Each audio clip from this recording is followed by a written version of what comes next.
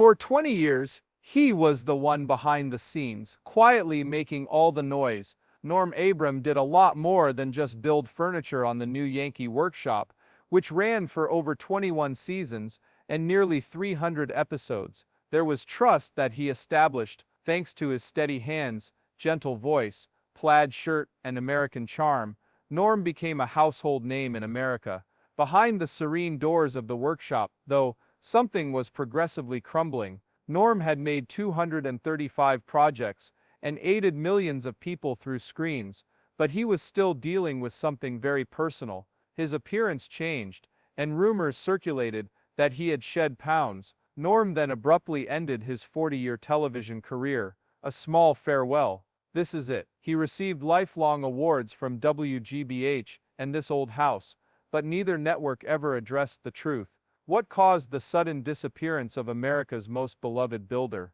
When he died peacefully, what was the sad reality? Return to the year 1989. People across the country gathered around their televisions to watch what public broadcasting service PBS had planned for them this time. A man named Norm Abram entered a cramped workshop adorned with power tools, lumber, and a large sliding barn door as they observed. That was the exact moment when the new Yankee Workshop came into being. Who the heck is Norm Abram, and how did he end up hosting a U.S. woodworking show that was so popular? In order to grasp that, we must delve even deeper into the past, all the way to October 3, 1949. Woonsocket, Rhode Island is the site of Norm's birth. He didn't spend his days playing baseball or riding his bike like the other kids his age in Milford, Massachusetts. Instead, he accompanied his builder dad everywhere they went. At the tender age of 9, Norm assisted with the installation of hardwood floors. Check that out.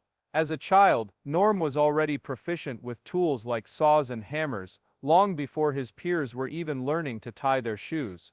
He had just finished his freshman year of high school when he and his dad began working on construction jobs together in the summers. Norm initially thought that attending college would be a good idea, so he applied to UMass Amherst to major in mechanical engineering.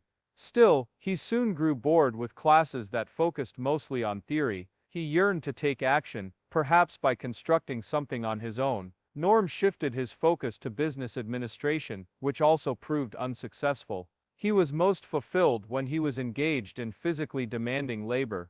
As he was about to graduate and strike out on his own, he dropped out of college. Imagine we're in 1976. The company that Norm Abram founded was called Integrated Structures, Inc. A grocery store on Nantucket was his initial major undertaking. Everything went swimmingly. Before long, Norm was overseeing massive construction projects across New England. Being both young and intelligent earned him the respect and admiration of his peers. However, there was still one more surprise waiting for him in life. In 1979, TV director Richard Morrish hired Norm to construct a modest workshop for him in his backyard. Morrish was the brains behind hit TV shows like The French Chef with Julia Child. He was no ordinary customer. Norm was very meticulous and neat with his work, and Russell could tell. In a flash, he realized that Norm had something special going on that viewers might find entertaining. Norm was invited by Russell to appear on his new home improvement show, This Old House, shortly after. After a while, Norm began making frequent appearances to show people how to improve and repair their homes. He was adored by Americans. Norm was a popular handyman because he was easy to talk to, provided precise instructions, and offered sound advice. Return with me to the year 1989. The new Yankee Workshop came into being when Russell had the idea that Norm should have his own show. After 10 years of This Old House, the show's focus on woodworking set it apart from This Old House. Norm taught viewers how to construct a wide variety of furniture, home furnishings, tables, gazebos, and garden sheds in each episode. It was so popular that people couldn't get enough. Being around Norm made working with wood a breeze. He moved at a leisurely pace. He double-checked every step to make sure his viewers at home could follow along. He would take viewers on a tour of well-known websites at the beginning of each episode to reveal the inspiration for his work. He returned to his shop and immediately set to work, demonstrating each step with great care. In a short amount of time, The workshop gained widespread recognition. A well-equipped woodworking shop lay beyond the inviting facade of what appeared to be a barn. Accurately 936 square feet was the measurement of the store. All of the contents were neatly organized. There was a dedicated area for putting the finishing touches on things, as well as saws, sanders, cutters and drills. Smaller projects and details were worked on by Norm, on the back bench on the famous west wall. On the south wall were the miter saw bench, storage containers, and the radial arm saw. A hidden office with a computer was also there, unseen by everyone. On the eastern wall were stairs leading to an upper floor stocked with specialized jigs and sanding equipment. An effective dust collector maintained a clean air environment. A variety of woodworking tools, including clamps, band saws, jointers, and planers, lined the north wall. It was all set up just right. The center of all of Norm's projects revolved around his reliable table saw. It wasn't just furniture building that Norm did every week. Further, he became trusted by his fans after getting to know them. Norm had completed approximately 235 distinct craft projects by the end of the 21st season of the new Yankee Workshop. Spectators couldn't get enough of seeing what he would create next. Viewers were captivated by Norm's exceptional skill and composure while crafting, especially those who had never attempted it before. However, behind the scenes, something sad was happening that would soon alter everyone's perception of Norm Abram, and no one knew this until much later in life. Norm appeared composed and steady at all times to those who observed. After filming ceased, though, what transpired? As Norm proudly displays his latest exquisite piece of furniture, you can see him joyfully completing projects. However, challenges were mounting beneath that smile. Completed masterpieces, like the gorgeous cherry bathroom cabinet in 1995 and the cozy mission-style sofa in 1990, were on display for you to see. You liked how predictable the show was, since you knew how it would start and end every time. Norm meticulously put away his tools, cleared the room of furniture, closed the door to his workshop, and headed home to have supper with his family after every show. There was more going on than met the eye, despite how good it felt. In spite of filming non-stop from 1989 to 2009, Norm constructed no less than 235 projects. It may seem like a breeze to spend all day in a woodshop, but remember that meticulous planning went into each of these projects. Norm and his crew meticulously selected all design sources, fine-tuned the materials, and drafted detailed instructions before filming began. Neither of these tasks was easy. Perfection was required in every episode. Each year, the scope of the projects expanded even further. Norm began by constructing nightstands and blanket boxes, which were relatively modest in size. From the ground up, he constructed gazebos that spanned 2 episodes, boats, and complete yard sheds by the mid-1990s. By 1998's 10th season, Norm had expanded his projects to include specialized marvels like the roll-top desk, a project so massive that it required 2 shows to be completed properly. For each job, he had to put in more time, effort, and planning, and he had to be away from his family more often. Norm appeared to take his time with each step, which made for great television. However, for Norm, the speed did not decrease with the passing of time. Since Kraft's viewers continued to tune in, the network requested additional episodes. The crew broke up a massive kitchen remodel in director Russell Morash's home into 9 episodes centered around cabinet building and installation by season 20, which aired in 2008, marking a first for the show. Every episode showcased a stunning kitchen, but the challenges faced by the workers were never shown. Precision in sizing, cutting, and finishing was required for every performance. Making kitchen cabinets, which seemed like a simple task at the time, required perfect precision. Errors were inevitable. For what seemed like hours, Norm would film the same scene over and over again until he got the perfect shot. Unfortunately, nobody ever caught a glimpse of his perspiration. Norm appeared calm and collected, but his personal issues intensified in response to the mounting expectations. For him, it was growing stale. He would have been 60 years old since it was the final season of the show, in 2009. His birthday is 1949. Working with large power tools, while hunched over workbenches, and standing on hard concrete floors, was his daily routine as a 60-year-old man. He continued doing this until he was well into his 20s. He felt the physical toll, the discomfort, aches and stiffness were not captured by the camera. He didn't take breaks to rest his aching hands or back after hours of sanding or lifting heavy lumber, neither of which would indicate that he was exhausted. Behind the scenes, Norm put in a lot of physical labor into his woodworking hobby. Then came the excruciatingly painful part. For 20 years, Norm's passion for filmmaking became his occupation, despite his love of working with wood. People looked forward to each new episode all year long. However, Norm's stress levels, time away from his loved ones, and sense of responsibility all increased with each new job. That's why the shocking announcement came from WGBH Boston on October 16, 2009. The new Yankee Workshop would not be renewed after 21 incredible seasons. A low-key manner marked the end of the beloved craft show. You and every other fan were taken aback. How could such a popular show abruptly come to an end?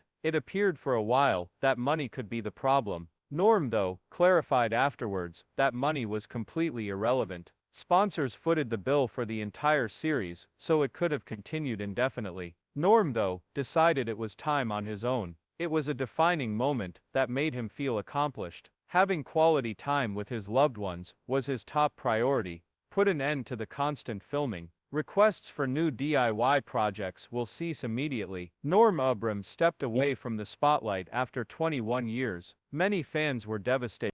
It became clear to you that Norm was more than simply a craftsman. He had also become a friend who specialized in woodworking. For 21 years, he had been there on weekends, whether it was to lend a hand with a tough task or simply to hang out. Quietly canceling the show caught everyone off guard. Nobody had anticipated it. They believed the show would go on indefinitely because Norm was the one who kept everyone in the dark. However, it did so swiftly and gently. Season 21, following 2008, the tap table consisted of Norm swiftly introducing reruns from seasons 9 and 10. No new crafting projects have been announced. Instead, the tried and true methods are being revived. Subsequently, silence ensued. The doors of the store were closed. As expected, no grand farewell performance was held. Nothing more than Norm quietly slipping out of the workshop for good. After the show ended in 2009, an odd thing occurred a few years down the road. Until September 5,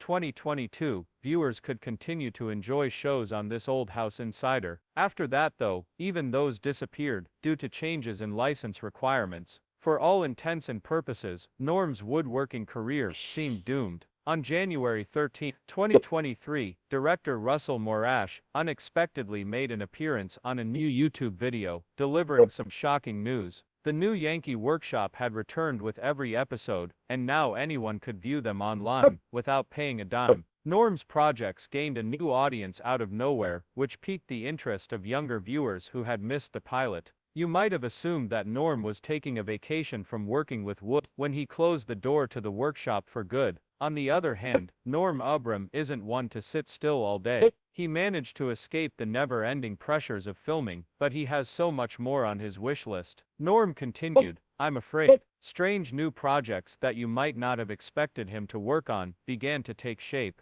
North Bennett Street School in Boston was the site of Norm's monumental speech that year.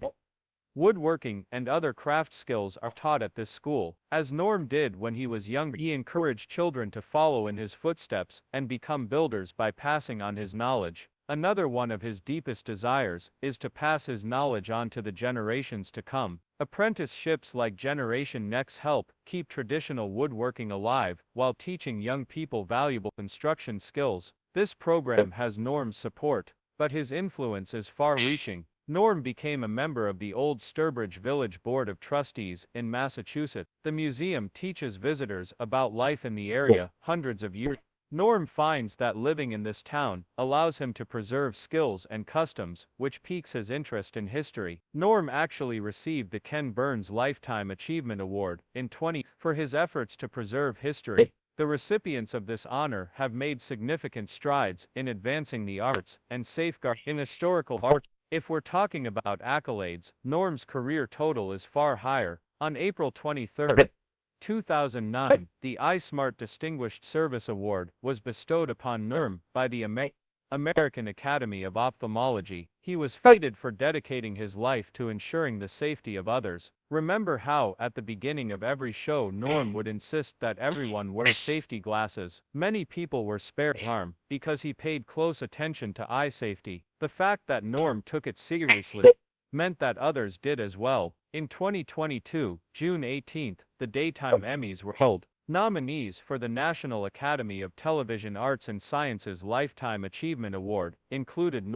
Norm and the entire cast of This Old House. Consider this, out of 117 total Emmy nominations, 20 were bestowed upon This Old House. Norm assisted with the renovation of over 50 homes and appeared in over 1,000 episodes of the program. As a result, he gained widespread fame. What makes Norm interesting is that he isn't limited to working with wood and fixing houses. Norm definitely wouldn't show up there. In the bizarre cartoon Freakazoid, he voice acts the role of himself in the Norma Does, in which the villain kidnaps him to fashion a unique wooden weapon. He has made guest appearances on children's television series like Between the Lions and Where in the World is Carmen Sandiego. Norm is clearly comfortable in front of the camera, as he has appeared in 2 comedic House of Hoops advertisements for Foot Locker. An entertaining extra is Norm's appearance on an episode of Fetch, a game show for kids hosted by Ruff Ruffman, on which he assists in the construction of a lemonade stand. His willingness to try new things was on display in 2010 when he appeared as a guest star